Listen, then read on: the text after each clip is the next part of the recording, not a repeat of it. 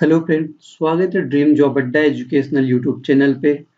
आज का हमारा लेक्चर मध्य प्रदेश आबकारी विभाग, मध्य प्रदेश पटवारी और मध्य प्रदेश वन रक्षक के लिए साइंस की सीरीज का पार्ट 2 है।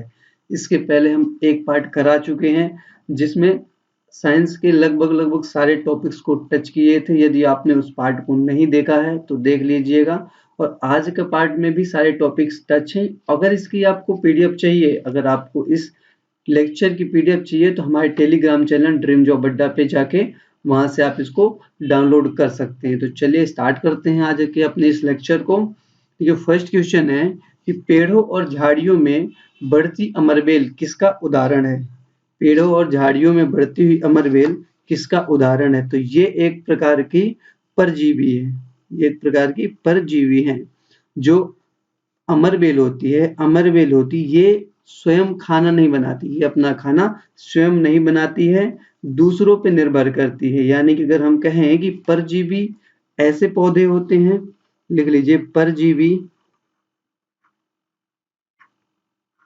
परजीवी वे पौधे होते हैं या फिर ऐसे पौधे होते हैं, पौधे होते हैं जो अपना भोजन, जो अपना भोजन स्वयं नहीं बनाते, स्वयं नहीं बनाते हैं। ठीक है, स्वयं नहीं बनाते हैं, ये दूसरों पर निर्भर करते हैं। ठीक है, दूसरों पर निर्भर करते हैं, निर्भर करते हैं, ये होते हैं परजीवी। तो इसका जो करेक्ट आंसर होगा ऑप्शन नंबर डी हो जाएगा। सो नेक्स्ट क्वेश्चन पे हम चलेंगे। तो नेक्स्ट क्वेश्चन हो जाएगा अपना निकट दृष्टि दोष का एक उदाहरण है। निकट दृष्टि दोष का इनमें से कौन सा उदाहरण है। तो निकट दृष्टि दोष जो होता है, निकट दृष्टि दोष, ठीक है, निकट दृष्टि दोष के बारे में एक पॉइंट आप लिख लीजिए कि निकट दृष्टि दोष में नजदीक की वस्तु हमें दिखाई देती है, नजदीक की वस्तु दिखाई देगी पर दूर की वस्तु नहीं दिखाई देगी। तो यहाँ पास आप लिख सकते हैं कि नजदीक की वस्तु, नजदीक की वस्तु दिखाई देगी, दिखाई देगी, परंतु परंतु दूर की वस्तु नहीं दिखाई देगी, दूर की वस्तु नहीं दिखाई देगी।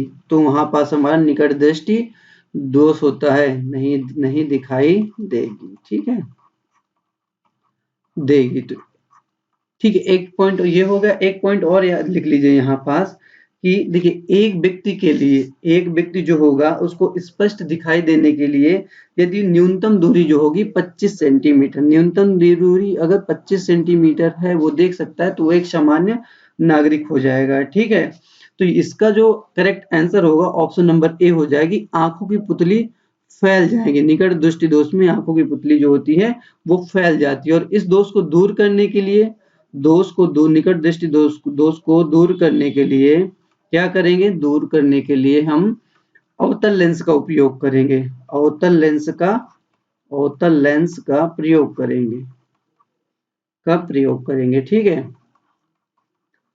देन चलिए नेक्स्ट क्वेश्चन पे चलते हैं। उच्च शिखर पर वायु का दाब पृथ्वी की सतह पर वायु दाब की तुलना में क्या होता है। तो उच्च शिखर पर जो पृथ्वी का दाब होता है, सॉरी, जो दाब होगा उच्च शिखर पर कब हो जाएगा, कम होता है। सॉरी, यहाँ पास देखिए ये हो जाएगा, कम हो जाएगा। उच्च शिखर पर जो वायु का दाब पृथ्वी की तुलना में कम होता है। नेक्स्ट क्वेश्चन है, पारा का प्रयोग थर्मामीटर में किया जाता है क्योंकि। वो इसलिए करते हैं कि कांच से चिपकता नहीं है, सही है। सेकंड है समान रूप से प्रसारित होता है, ये भी करेक्ट ऑप्शन है। और यह चांदी जैसा सफेद होता है, पारा जो होता है वो चांदी जैसा सफेद। तो इसका जो करेक्ट आंसर होगा ऑप्शन नंबर डी हो जाएगा, चारों सही हो जाएंगे। नेक्स्ट क्वेश्चन है, यदि पृथ्वी पर किसी व्यक्ति का द्रव्यमान 60 केजी है, पृथ्वी पर किसी व्यक्ति का द्रव्यमान 60 केजी है तो चंद्रमा पर उस व्यक्ति का द्रव्यमान क्या होगा। तो इसका द्रव्यमान 60 केजी ही होगा। द्रव्यमान जो होता है वो सभी जगह समान होता है, पृथ्वी पे जो होगा वही चंद्रमा में होगा द्रव्यमान परिवर्तित नहीं होता, क्योंकि ये गुरुत्वाकर्षण पे निर्भर नहीं करता है। ठीक है, द्रव्यमान जो है, देखिए द्रव्यमान जो है एक तरह की ये अदिश राशि भी है। द्रव्यमान जो है एक अदिश राशि है। यहीं पास अगर क्वेश्चन में द्रव्यमान की अलग, द्रव्यमान को छोड़ के अगर भार पूछा होता, भार जो वेट होता है, तो भार जो होता है वो चेंज हो जाता है। भार अगर हम इसी क्वेश्चन में भार की बात करें तो ये भार जो हो जाता है हमारा चंद्रमा पर 16 होता है into 60 KG into gravitational force 6.8, तो ये हो जाता 98 न्यूटन हो जाता। ठीक है, तो इसका जो करेक्ट आंसर होगा ऑप्शन नंबर ए सही हो जाएगा। नेक्स्ट क्वेश्चन है, निम्न में से कौन सी विद्युत का कुचालक है? निम्न में से कौन सा विद्युत का कुचालक? विद्युत का कुचालक मतलब जिससे करंट फ्लो नहीं होगी, जिससे करंट नहीं बहेगी, करंट जो होगी विद्युत नहीं गुजरेगी या फ्लो होगी, नहीं गुजरेगी उससे से होके। ठीक है, तो ये विद्युत का कुचालक हो जाता है। तो ये जो प्लास्टिक होगी, प्लास्टिक होती है विद्युत का कुचालक। नेक्स्ट क्वेश्चन, एक विद्युत बल्ब तंतु किसका बना होता है? तो विद्युत का जो बल्ब का तंतु बना होता है वो होता है टंगस्टन का, टंगस्टन का होता है। और विद्युत में गैस कौन सी भरी जाती है? तो विद्युत जो होता है उसमें गैस भरी जाती है नाइट्रोजन या फिर आर्गन गैस, नाइट्रोजन या फिर आर्गन जैसी गैसों का को यहाँ भरा जाता है बल्ब में, नाइट्रोजन या फिर और कर सकते हैं या आर्गन गैस, आर्गन जैसी गैसों को भरा जाता है।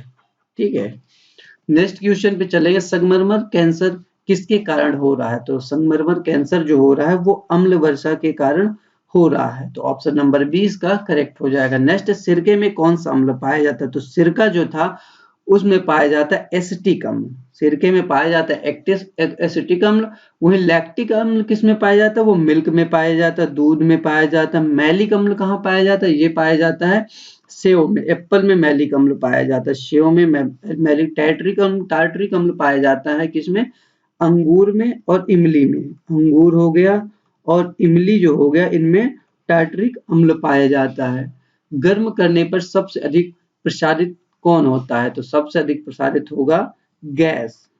तो इसका करेक्ट ऑप्शन होगा ऑप्शन नंबर सी, न्यूट्रॉन पर आवेश। देखो न्यूट्रॉन जो होता है इस पे कोई आवेश नहीं होता, इसलिए नाम इसका न्यूट्रॉन, न्यूट्रल से। ठीक है, तो ऑप्शन नंबर सी इसका करेक्ट हो जाएगा। अगर यहीं पास पूछ ले कि न्यूट्रॉन का द्रव्यमान कितना होता है, न्यूट्रॉन का द्रव्यमान अगर पूछ रहा है तो इसका द्रव्यमान होता है 1.674 इंटू 10 की पावर -27 kg। और इलेक्ट्रॉन की जो न्यूट्रॉन की जो खोज की थी, ये की थी जेम्स चैडविक ने, जेम्स चैडविक ने न्यूट्रॉन की खोज की थी। ठीक है, नेक्स्ट क्वेश्चन पे हम चलेंगे, लोहे के डिब्बे जो खाद्य पदार्थों को परिरक्षित करने में प्रयुक्त होते हैं वो टिन द्वारा लेपित रखते हैं, क्यों करते हैं इनको ऐसा? क्योंकि देखिए ऑप्शन 1 कह रहा है टिन लोहे से ज्यादा क्रियाशील होता है, ऑप्शन बी है टिन लोहे से कम क्रियाशील होता है, तो इसका ऑप्शन बी ही करेक्ट होगा। जो टिन होता है वो लोहे से कम क्रियाशील होता है। नेक्स्ट क्वेश्चन में, निम्न में से किसे मार्स गैस कहा जाता है? तो मीथेन जो है उसको हम मार्स गैस कहते हैं। और मार्स गैस इसे क्यों कहते हैं? क्योंकि ये दलदली भूमि से मिलती है, दलदली भूमि से उत्पन्न होती है, इसीलिए इसको हम मार्स गैस कहते हैं। ये दलदली भूमि से उत्पन्न होती है, भूमि से उत्पन्न होती है, इसलिए हम इसको मार्स गैस कहते हैं। नेक्स्ट क्वेश्चन है, निम्न में से किसमें बंध में दिशात्मक गुण होता है? तो कौन से बंध में दिशात्मक गुण होता है? ये होता है सहसंयोजक बंध में। तो इसका जो करेक्ट ऑप्शन होगा ऑप्शन नंबर सी हो जाएगा।